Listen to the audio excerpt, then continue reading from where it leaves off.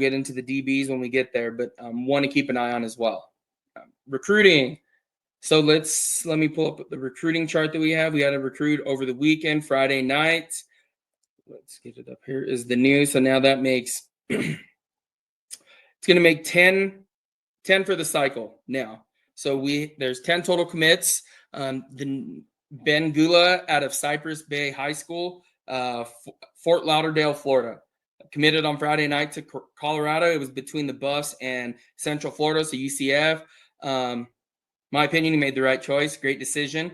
6'3", 285 pounds, interior offensive lineman, ranked 1,142 nationally, and ranked as the 95th ranked interior offensive lineman in the country. And again, these are projections. These are the 24/7 composite rankings. So off of their website. What Ben had to say is what he told Rivals. I'm ready to be a Buff. I feel like I got swept off my feet. It just felt like everything they did with me and told me was genuine. I didn't feel like anything was going on behind my back. It took me some time, but I know where I feel good to be locked in at. He said the official visit to Colorado in the month of June really opened his eyes to the depth of Prime's program there. They have the most experienced coach. He goes on to say they have one of the most experienced coaches in college football, and Pat Shurmur, the offensive coordinator. On top of them having been together for so long, they've been able to create a huge offensive line coaching staff. Again, like we talked about last week, and Andre Giroux is now part of the staff. Played in the NFL for years, Pro Bowl center for the Dallas Cowboys. Just really, so again, real good recruit here. This is one that we'll see play in a few years, and just a guy that high, like we've talked about, high upside, low floor. So really high ceiling, low floor with these kind of guys that they're bringing in. And again, it's kind of the trend that if you start looking at the linemen that are being brought in, offensive tackle, interior offensive linemen, even the ones that they are targeting, they fit a mold there with Colorado, big and massive individuals. So moving forward, we're real excited for Ben to see what lies ahead. Now we go to some. Let's just talk about him a little bit more. His scouting report. So what I have Ben down as 6'5", 285-pound interior offensive lineman, elite run blocking ability. He had over this past season over 100 pancake blocks. Combines a powerful frame with disciplined technique, excelling at reaching the second level, controlling defenders in space. So entering his senior year, continued gains in lateral quickness and explosiveness will determine how quickly he can contribute at the power forward level. So again, like we talked about, it will take some time. It'll take some coaching. Again, the Buffs do have this. So make sure we're paying attention, watching him. Let's see. Question: Ethan asked the question: will the rebuilt offensive line be able to provide improved protection and establish a consistent run game after past struggles? Yes, they will. Absolutely. So again, like we talked about, this offensive line is massive. 6'3.5", I believe, and I had him at 332, 333. Essentially, what the offensive line weighs. And I think what you can see is Colorado getting back to being Colorado, how they were, when we were in the early 2000s, I should say. So we will see them looking like that. Big, massive offensive line, like when Andre Giroux was there. So the struggles that I do expect when you rebuild a whole offensive line minus one starter, which is Jordan Seaton at left tackle, the leader of the team, the struggles are going to be there with the chemistry. So, even last year we take a look at the first game, right? North Dakota State, well-oiled machine there, coached really well, essentially a juggernaut in one of the juggernauts, right? In next division of college football, FCS. They are a really, really good team. We've seen some of those come out last year in that opening game. And again, Georgia Tech, the hope is to not see those. But again, it's just, especially on the offensive line, the chemistry, especially when you start looking at pass pro. That is going to be a struggle for the Buffs this next season just to start. But once I think they get their footing underneath them, I think the sky's the limit for that group. And again, just massive, massive size. So those are the struggles I expect. And the running game is going to take off this year. And I think that's going to be led by Michael Welch. He had a good year last year, dealt with some injury concerns. He was getting that thing moving, getting it going against Colorado State last year in week 3, the Buffs' third game. I don't know what we count. There was week 0, 1, 2, 3, but it was the game following Nebraska. So it was against Colorado State. He was starting to get things moving. Injuries happen, but he'll be back. He's much bigger, ready for the next step in his career. But I would keep an eye on him. And then Dallin Hayden looks great, the transfer from Ohio State a couple years ago. So that offensive line should look a lot better, as well as the run game. I think we're going to start looking more. So I don't want to say completely towards the run game at early 2000s. That was a different style of football. But with Caden Salter as well, you'll see a lot of read options and those kind of things that the defense will have to account for. Let's see. So upcoming commitments. So one that passed August 1st was Brett Coolidge, big time recruit, 4-star, 6'5", 320-pound interior offensive lineman. So originally from Littleton, from IMG Academy.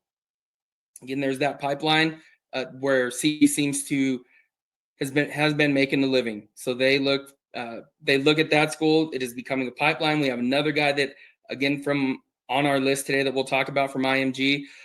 It came down between USC and Miami. The best I can say is, none of those schools wrong. I hope nothing but the best for Breck moving forward.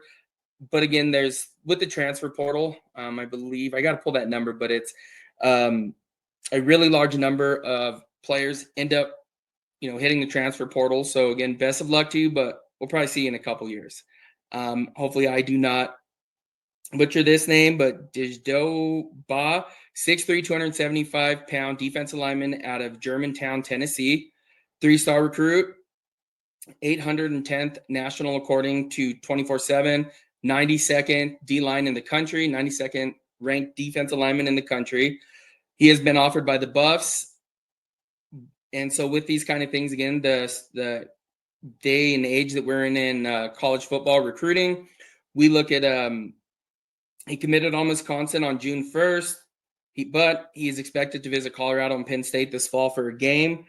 Again, it is just kind of the nature of college football right now. You get these verbal commitments, and they're great and all, but to a point, they don't really mean a ton, like they used to. It isn't until pen hits the paper kind of thing, and they're in next year's camp with the portal, everything like that. But it is a different beast, and right now, we're about ready to start entering flip season. So we'll have those updates for you as they come in. But keep your eye out on what's going on, who's offering, if they're committed, if they're not. Again, this is flip season. Colorado does their work during the season. That is when they land most of their recruits. So going into this year, they have 10 recruits going in. As of this date, I want to say last year, I don't think they had maybe 1 or 2 going into at this point a year ago. So they are ahead of it in terms of that. But again, Colorado lives in the transfer portal. Question, let me see. Can Caden Salter successfully take over a quarterback and lead the offense following Shedeur Sanders' departure? Yes. So like we talked about last show, Caden Salter, 4-star recruit, ranked 7th nationally when he came out, originally committed to Tennessee. He was again 4-star recruit, 7th nationally in the 21 class. He won the G5, essentially the G5 Player of the Year in 2023. Last year had a ton of in 2024 season had a ton of departures. I believe it was 2 offensive linemen, three different. I think the top 3 receivers left and the running back in the portal. So he had a down year, but again, it's a whole team effort. But this is probably the best talent. I shouldn't say probably. This is the best talent Caden Salter is going to play with at the collegiate level. And how does Lewis breathing down his neck affect his performance? I think it pushes them, both of them. They're going to, again, we talked about CU has two players. There's that saying, 2 players at quarterback. If you have 2 quarterbacks, you have none. This is different. This is a completely different, it's not like some of the things we've seen last year where you had two bad quarterbacks competing, and it was just kind of like, well, we're just gonna throw one in there who's the better than the least of the least worst of the two. So I think this is just a lot different. Lewis breathing down his neck, and again, we'll talk about it more, but they're going to end up splitting. They'll probably end up splitting snaps, maybe not 50-50, but we'll start to see that as the season goes on. You'll see Julian, because again, you have to account for two different play styles, right? The defense puts tons of pressure on the defense, the game plan that week. You have to plan for two of them. And then how to seize pocket for NIL and caps compared to other Power 4 schools. So there was a bill that was signed last week. I'd have to find more of the details by the president. I can't remember what was 110% in there, so I don't want to speak wrongly on it.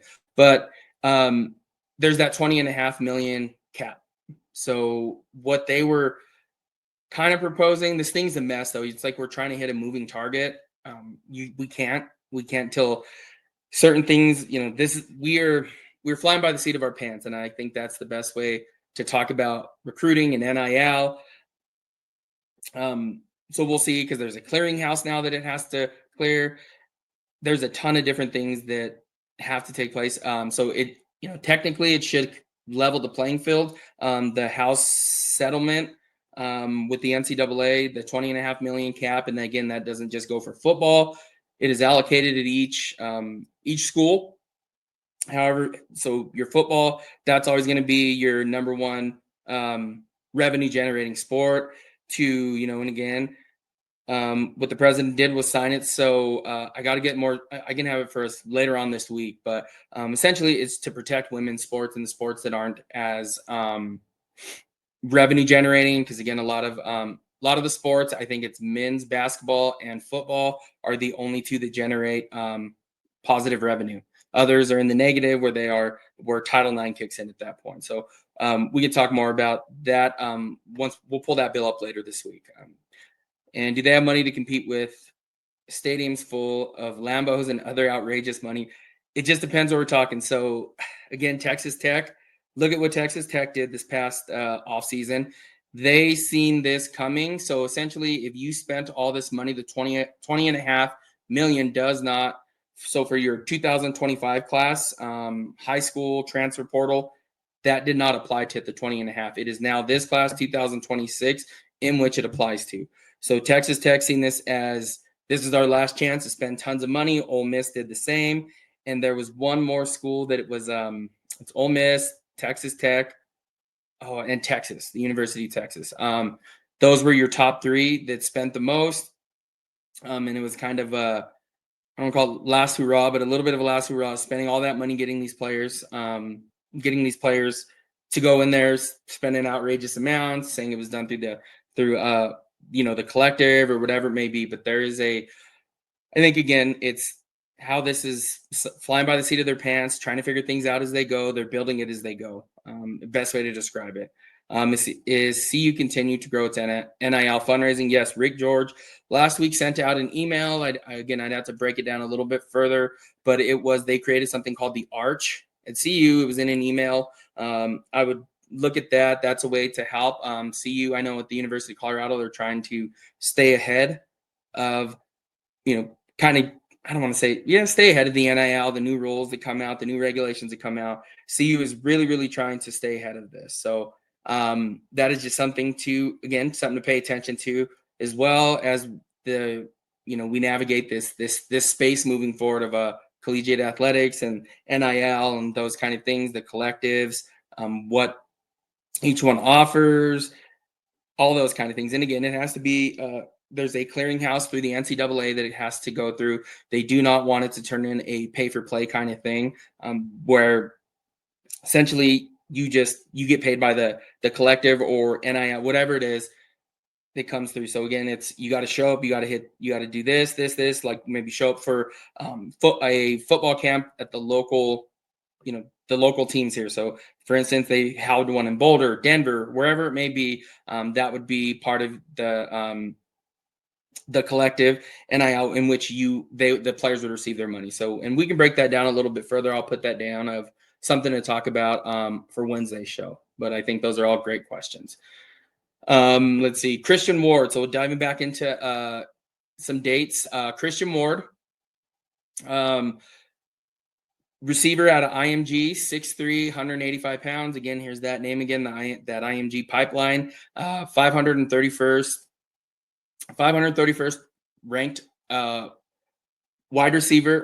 national player, 80th wide receiver in the class. Again, someone to look forward to. There is no commitment date as far as I could find, but he would be I would say by the end of the year, you might see him start flirting with that 4-star as well. And again, remember these stars are interchangeable. I don't want to say interchangeable, but your 4-star has a bad year, move him down to a 3-star or vice versa. Again, I know that when you're ahead in recruiting, and these offers from these kids, there has already been contact maybe a year or two ago at this point, depending on the staff. But if they are barely starting to recognize a player right now, and let's just say you have Penn State that's been on them, Ohio State, Ole Miss, odds are you're probably not going to land that player before their senior season. You are late to the party at that point. So there's one to keep an eye on. Christian Ward. And let's see here, we have another question. Let me see. How will Colorado match up against tougher Big 12? We're going to dive into a season preview before, in probably about 2 weeks from now. We'll talk more about that, but they are, again, really looking forward to this team. I think they're a better team. Does that a better all-around team? Does that equate to more wins? I'm not sure. Their schedule's a lot tougher this year. They have one of the toughest schedules in all of college football. I seen there was like 15th or 16th toughest schedule this year. They get all the teams, the players that were in there for the Big 12 title last year, so they get to play all of them. And I believe, and again, going to Utah, that's always a tough game. So we'll dive into that a little bit more in about 2 weeks. Next player we have is Joseph Pecco. So this guy, 6'3". Oh, let me remove something. 6'3", 310 pounds, from Oaks Christian in Westlake Village, California. He's the son of DeMonte Pecco. He will be, he'll be committing at the Polynesian Bowl, which is January 16, 2026. I watched that a couple months ago, I should say, from this past January. Really, really cool. Live commits on there. Just really, really cool. So I would encourage anybody that loves college football recruiting, watching these kids play. Really fantastic thing to watch. And it's awesome. Held in Hawaii. It was, January here, but, nice and sunny there. So was fantastic. Real quick about Joseph Pecco, ranked as, so he's from Westlake Village, California, Oaks Christian. He is the 887th nationally ranked player and 99th in defensive line, again, national. So someone to keep an eye on. And again, UNC there with Bill Belichick, someone to keep an eye on.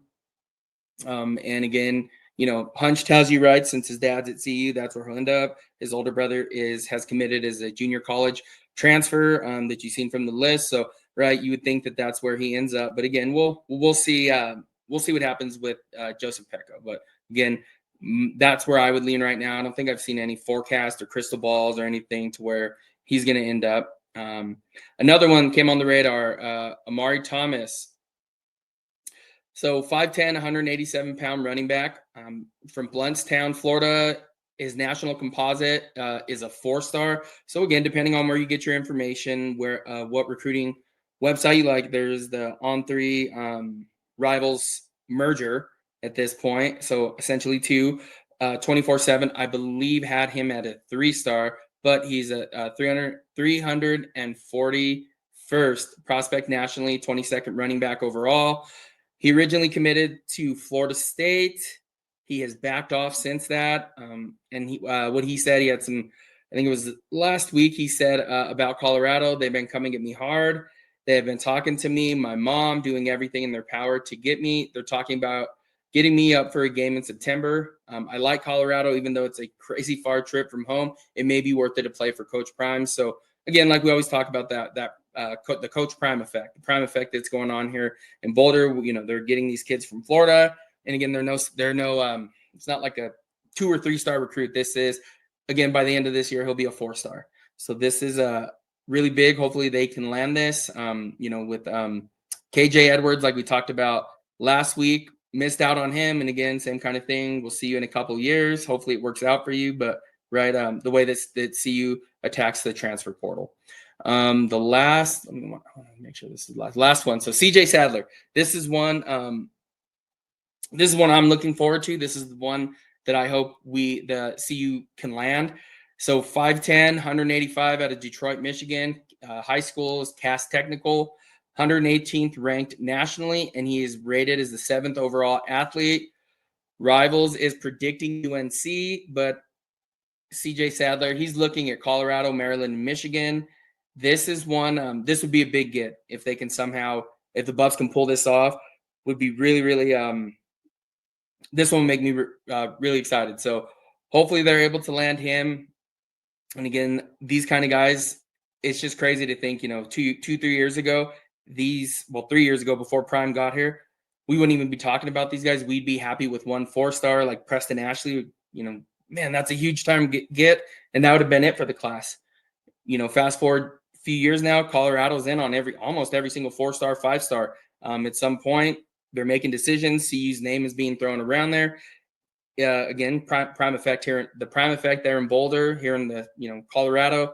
Just really exciting times here at Colorado. So we had another question.